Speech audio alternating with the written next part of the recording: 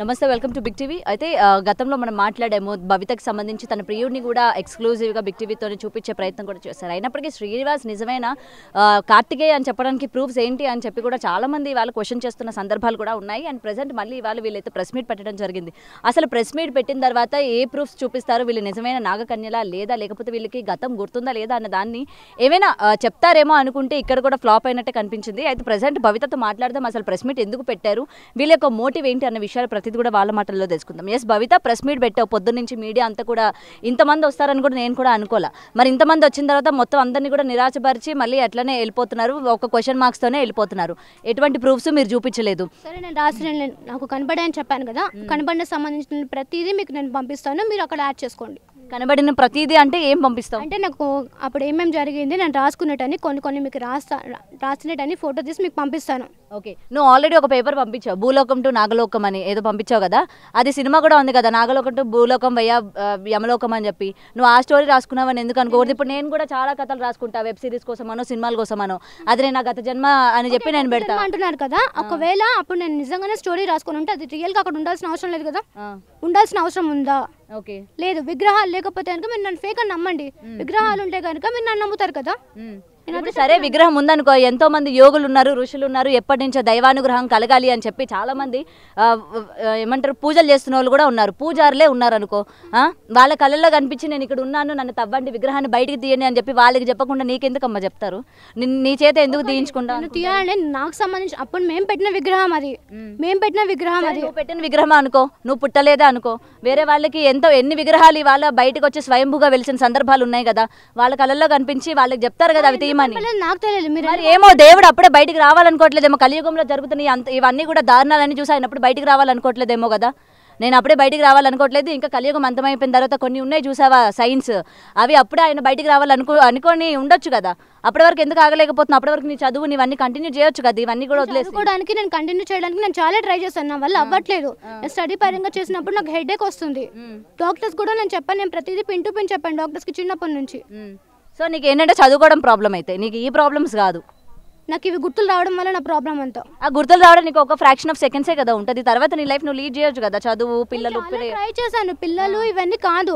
ఏంటంటే నేను చాలా ట్రై చేస్తాను, నేను ట్రై చేసుకోకుండా ఇన్ని రోజులు 9 years నుంచి నేను కష్టపడుతున్నాను, 9 years నుంచి నేను చాలా పోరాడుతున్నాను వీటి కోసం. ఇవి గుర్తుకు రావడం, నేను చదువుకోకపోవడం, నేను ఎంత ఏడ్చానో నాకు తెలుసు.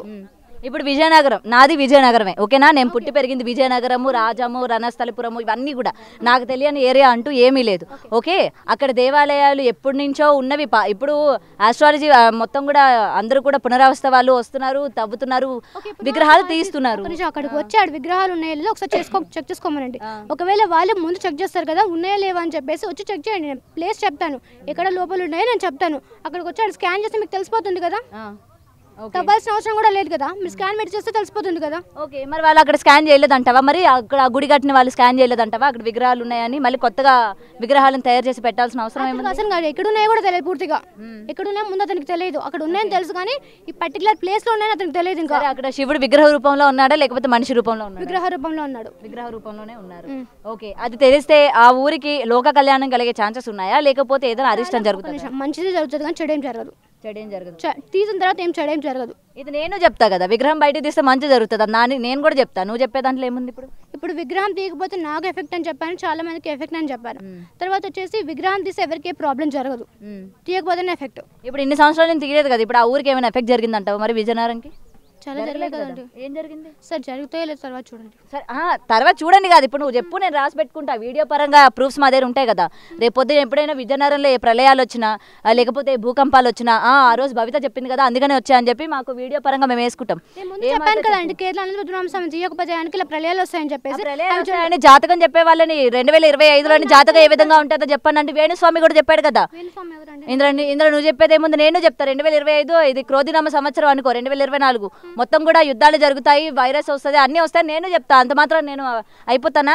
ఇందులో నువ్వు చెప్పేది ఏముంది? నువ్వు కొత్తగా ఇంకేమైనా చెప్పు, మేము నమ్ముతాం. చెప్పు. అక్కడ ఏం జరగదండి, ఒకటి ప్రాబ్లమ్స్ ఏం జరగవు. తీయకపోతే నాకు ఎఫెక్ట్ నా ఫ్యామిలీకి నేను చాలా ఫేస్ చేస్తున్నాను. నేను చెప్పాను కదా ఊరికి ఎఫెక్ట్ జరుగుతుందని, అది ఏం జరుగుతుందో చెప్పు. జరుగుతుంది అన్నావు ఇప్పుడే. ఏంటి విగ్రహాలు తీయకపోతే అదే ఏం జరుగుతుందో చెప్పు. ఎన్ని ఇయర్స్లో జరగవచ్చో చెప్పు.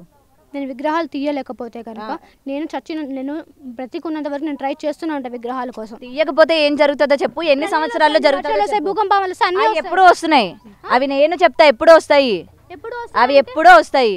ఇప్పుడు వరదలు రావా వైరస్లు రావా, చలికాలం వస్తే విపరీతమైన వైరస్లు వస్తాయి, నేను చెప్తా.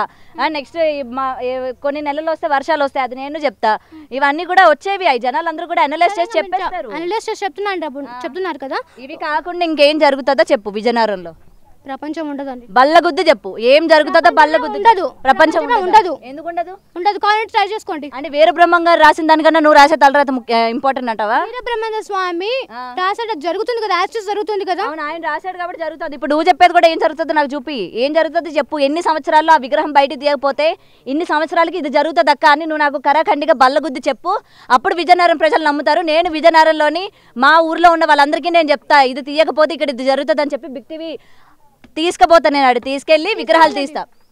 చెప్పు మరి ఏం జరుగుతుందో చెప్పు. ఆ రోజు నిజంగా ఎప్పుడు ఏ సంవత్సరం ఏ డేట్ తో సహా ఏం జరుగుతుందో నేను బతుకున్నంత కాలం నేను ట్రై చేస్తాను అంటున్నాను. నువ్వు ట్రై చేయడం కాదు, విగ్రహాలు తీయకపోతే అరిష్టం జరుగుతుంది అని చెప్పినావా? అది ఎన్ని సంవత్సరాల్లో జరుగుతుంది చెప్పు. ఎన్ని సంవత్సరాల్లో ఆ విగ్రహాన్ని, ఇన్ని వందల సంవత్సరాల్లో విగ్రహం బయటికి రాకపోతే ఏ అరిష్టం జరిగింది, ఇప్పుడు ఎందుకు జరుగుతుందని నేను క్వశ్చన్ రైజ్ చేస్తా. ఏం చెప్తా దానికి?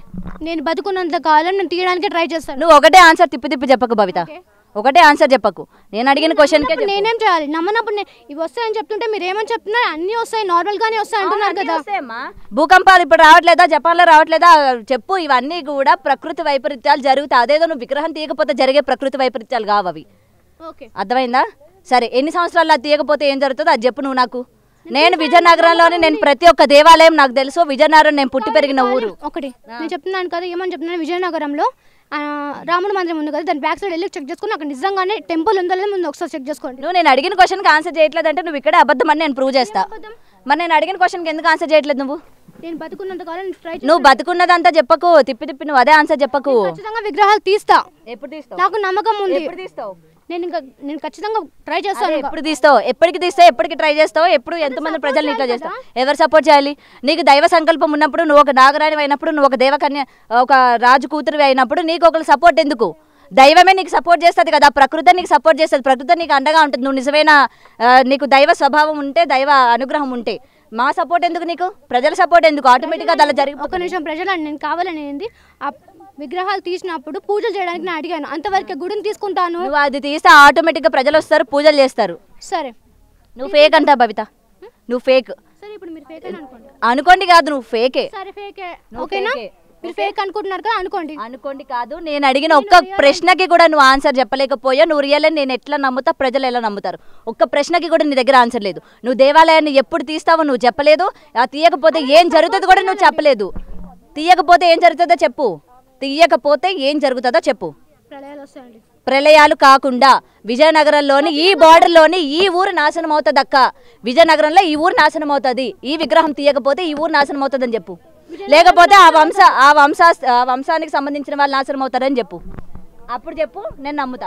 నేను విత్ ప్రూఫ్స్ తో విజయనగరం పోతా. సరే, ఒకవేళ నేను విగ్రహాలు తీయకపోతాను, ఆ ఫ్యామిలీకి కానీ అక్కడ ఊర్లో ఉన్న ప్రతి ఒక్కరికి కానీ నిజంగానే ప్రాబ్లం అవుతుంది. ఏం ప్రాబ్లం అవుతుంది?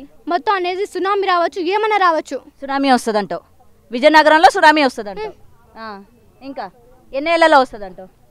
నేను ఇప్పుడైతే విగ్రహాల కోసం ప్రయత్నం స్టాప్ చేస్తాను. అప్పుడు అయితే ఒకసారి స్టాప్ చేసి చూడు. నేను స్టాప్ చేయను. ఎందుకు స్టాప్ చేయాలా? చేయి మరి, చేసి చూడు. నేను చేయను, అసలు స్టాప్ చేయను. నేను ఎందుకు చేయాలి? మీకోసం అని నేను తీసానని నాకు నమ్మకం ఉంది, మీకు నమ్మకం లేదు. నాకు నమ్మకం కోల్పోయిన రోజు నేను వదిలేస్తా. కానీ భవిత అసలు ప్రజల్ని పిచ్చోళ్ళు చేద్దాం అనుకుంటున్నారు. ఆల్రెడీ ప్రజలందరూ ఉన్న సమస్యలతో వస్తున్నారు. ఒక పక్క అప్పులని, ఒక పక్క మానభంగాలని, లేకపోతే ఇవన్నీ చెప్పి ప్రజలందరూ కూడా వీటి మీద కష్టాలు పడుతూ ఉంటే మధ్యలో మీలాంటి వాళ్ళు వచ్చి ఒకలేమో ఎల్లమ్మ తల్లి అంటారు, ఇంకొకలేమో మైసమ్మ తల్లి అంటారు, ఇంకొకలేమో నాగరాణి అంటారు. అసలు ఎవరిని పిచ్చోళ్ళు చేస్తున్నారు? మీడియా వాళ్ళని పిచ్చోళ్ళు చేస్తున్నారు, ప్రజలను పిచ్చోళ్ళు చేస్తున్నారు. మీలాంటి మైనర్ బాలికలు మొత్తం వీళ్ళందరూ కూడా చదువులు వదిలేసి, సంధ్యలు వదిలేసి, ఉద్యోగాలు లేవు, లేకపోతే భవిష్యత్తు మీద ఏం లేదు, ఒక టార్గెట్ లేదు, ఏం లేదు, ఇవి చెప్పుకొని మొత్తం కూడా ఇట్లా ప్రజలందరినీ కూడా మోసం చేస్తూ ఉన్నారు. మోసం చేస్తే నాకేమొస్తుంది? చెప్పండి నాకు మీ మీడియా ప్రజలు కానీ మోసం చేస్తే నాకేం వస్తుంది? ఏమో ఫేమ్ వస్తుంది కదా నీకు, ఫేమ్ ఏంటండి ఫ్రేమ్ ఎందుకు, ఏం చేసుకుంటారు ఫ్రేమ్ ని? ఏమో నువ్వు ఈ ఫేమ్ తో నువ్వేం చేయాలనుకుంటున్నావు? కొన్ని సంవత్సరాలు అయిన తర్వాత నువ్వెవరో నేనెవరో ఎవరు పట్టించుకుంటారు నీకు చెప్పు? ఈ ఫేమ్ తో నువ్వు ఒక ఛానల్ పెట్టుకోవచ్చు, లేకపోతే ఇంకేదో నువ్వు మోడల్ అవ్వాలనుకుంటున్నావు దాంట్లో రంగంలోకి వెళ్ళొచ్చు, లేకపోతే ఇంకేదైనా చేయొచ్చు. ఫీలింగ్ కూడా వెళ్ళట్లేదండి, ఎందుకంటే కనుక మీరు ఇలా మాట్లాడుతున్నారు. మోడలింగ్ కోసం మీరు చేస్తుంది, నేను మోడలింగ్ అనేది మొత్తానికి వదిలేసాను. ఓకే భవిత, నేను నమ్మాలంటే ఒకటే, నువ్వు ఏదైతే విగ్రహం తీయాలనుకుంటున్నావో వితౌట్ ఎనీ సపోర్ట్, నీకు ఏ మీడియా సపోర్ట్ కూడా నీకు అందదు, ఏ మనుషుల సపోర్ట్ కూడా నీకు అందదు. గవర్నమెంట్ సపోర్ట్ నీకు అందాలన్నా కూడా నువ్వు అక్కడ విత్ ప్రూఫ్స్తోని నువ్వు ఏం తీసావు ఏం చేసావు అక్కడున్న ప్రజలకి, విజయనగరం ప్రజల్ని నువ్వు ఒప్పించుకుంటే ఆ యొక్క ప్రజలే, లేకపోతే ఆ విజయనగరం ప్రెసిడెంట్ ఇప్పుడు ఎవరైతే అధికారంలో ఉన్నారో వాళ్ళ యొక్క ప్రెసిడెంట్ ఉంటారు కదా ఊర్లోని, ఆయనే మీకు సాయం చేస్తారు, అక్కడ ఉన్న అర్చకులు నీకు సాయం చేస్తారు. వాళ్ళ సాయంతో నువ్వు అక్కడ గుడిలో నా లింగాన్ని తెరిచి అప్పుడు మా మీడియా వాళ్ళందరికీ ఫోన్ చేసి నేను ఇలా తీశాను ఇప్పుడు ఏంటి అని చెప్పి చూపించండి. నేను ఒకవేళ తీసాను అనుకోండి, అవి మీరు తీసుకొచ్చి పెట్టారు ఇప్పుడు అంటున్నారు చాలా మంది. తీసి చూపి. సరే తీసి చూపిస్తాను కదా. చూపించు. ఎన్నేళ్ళు పడుతుంది? చేస్తానండి, నా ప్రయత్నం నేను చేయాలి కదా, ముందు నాకు సపోర్ట్ రావాలి కదా, వాళ్ళ ఊరిని జనాలను ఒప్పించాలి కదా. ఒప్పించండి, ఊర్లో జనాలు పడుతుంది, నాకు టైం పడుతుంది. సరే ఎంత టైం అయినా తీసుకోండి, కానీ నిరూపించిన తర్వాత మీరు మీడియా ముందుకు రండి. సరే డన్. యా. సో ఇదండి భవిత గతంలో కూడా అంటే ఏదైతే విజయనగరం సంబంధించి కాళికాదేవి టెంపుల్లోని విగ్రహాలు ఉన్నాయి, శివాలయం కిందన శివుడి విగ్రహం ఉంది, దాన్ని తీయడానికి నేను మళ్ళీ కూడా పుట్టాను అని అయితే చెప్తూ ఉంది. మరి ఇవాళ ప్రెస్ మీట్ పెట్టిన తర్వాత కూడా తనకి గత జన్మ ఉందని కానీ లేకపోతే ఇలాంటి ప్రూఫ్స్ కానీ ఏది కూడా బయటికి చెప్పలేదు. అండ్ విజయనగరంలోని అటు ప్రభుత్వ సాయం కావాలి, మీడియా సాయం కావాలి, వస్తే నేను విగ్రహాన్ని తీస్తాను అని అయితే నేను చెప్పడం జరుగుతుంది. సో ఎటువంటి ప్రూఫ్స్ లేకుండా మీడియా నుంచి అయితే ఆమెకు సపోర్ట్ వెళ్ళదని అయితే మేము ఇక్కడ కరాఖండిగా చెప్పడం కూడా జరిగింది. మరి ఆమె అక్కడ విగ్రహాలు తీస్తుందా లేదా అన్నది తన ఇష్టం. తీసిన తర్వాత అప్పుడు ఆమె నిజమైన దేవకన్యనా కాదా అని చెప్పి అటు ఊరి ప్రజలు కావచ్చు అండ్ చూస్తున్న వ్యూవర్స్ కావచ్చు కూడా తర్వాత నమ్మే ప్రయత్నం చేయొచ్చు. అంతే తప్ప ముందు వరకు ఈమె మాటలన్నీ కూడా నమ్మొద్దు అని అయితే బిగ్ టీవీ తరపున నేనైతే చెప్తూ ఉన్నా. Cameraman Gautami reporting, Hyderabad.